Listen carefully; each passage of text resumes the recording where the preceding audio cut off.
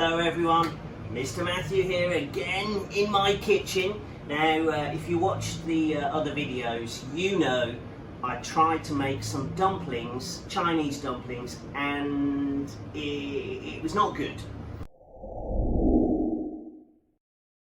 Let's be honest, my first try was pretty bad, but I have been practicing, and practice makes perfect. So I'm going to show you now that I can make amazing dumplings. Now come and have a look. These are my beauties. Oh, look at those. Look at those.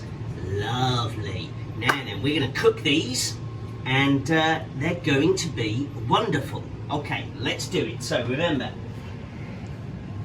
a little bit of oil. Okay guys, they've had a few minutes. Let's have a look. Oh yeah. Oh yeah, look at that. Oh my lovely dumplings. Now then, just gonna make sure they're not sticking. Oh, oh, look at that. Beautiful.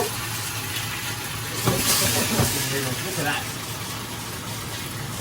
Just look at that. Ooh, oh, a little bit black, but I think they're looking pretty good. Let's go and have a try.